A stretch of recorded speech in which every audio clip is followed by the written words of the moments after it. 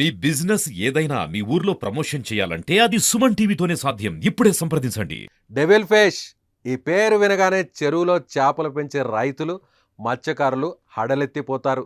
దీని పేరులోనే ఉంది భయంకరమైన గుణం. దీన్ని తెలుగులో దెయ్యం చేప అని, మరో చేట విమానం చేప అని పిలుస్తారు. వన్స్ ఇది చెరువులోకి ఎంటర్ అయిందా ఇక అంతే, స్థానికంగా ఉండే చేపలన్నీ మటాష్.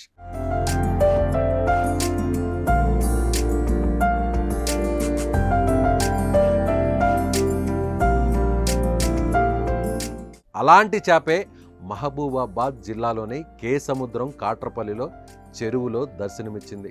ఈ చేప తన సంతానాన్ని తక్కువ కాలంలోనే 100 రెట్లు పెంచేసుకొని రైతులు వేసిన మేత మొత్తాన్ని తినివేస్తుంది.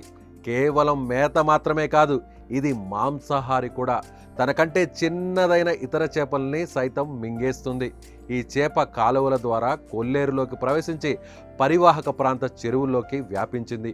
ఈ చేపను చంపేందుకు ఎన్నో మందులు వాడినా ఫలితం లేకుండా పోతోంది. ఇది వింతగా ఉంది. దీని మీద కొంచెం కింద నోరు ఉండడం జరుగుతుంది, పైన మొత్తం ఇక్కడ పుడుసులు ఉంది.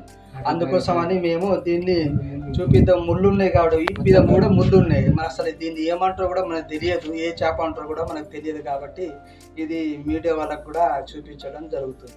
రైతు కొన్ని లక్షల సంఖ్యలో చేప పిల్లలను చెరువులోకి వదిలితే దెయ్యం చేప దెబ్బకు అవి వేలల్లోనే మిగులుతున్నాయని గతంలో పలుచోట్ల మత్స్యకారులు ఆవేదన వ్యక్తం చేసిన సందర్భాలు ఉన్నాయి. ఇక ఇది చాలా మొండిది, భూమి పొరల్లోకి వెళ్ళి మరీ బతుకుతోంది. ఈ చేప నీరు లేకపోయినప్పటికీ 15 రోజులకు పైగా బతకగలదు. భూమి లోపల నుంచే గట్లను తొలుచుకొని మరీ చెరువులోకి వచ్చేస్తుంది. అంతేకాదు, ఒకవేళ వలలో చిక్కినా తన పదునైన పళ్లతో తప్పించుకుంటుంది. ఈ చేపలు మనుషులను కూడా కరిచి తీవ్రంగా గాయపరుస్తాయంట. నలుపు రంగుపై తెలుపు రంగు చారలతో ఉన్న అరుదైన డెవిల్ ఫిష్ను చూసేందుకు కేసముద్రంలోని ప్రజలు ఆసక్తిగా వస్తున్నారు.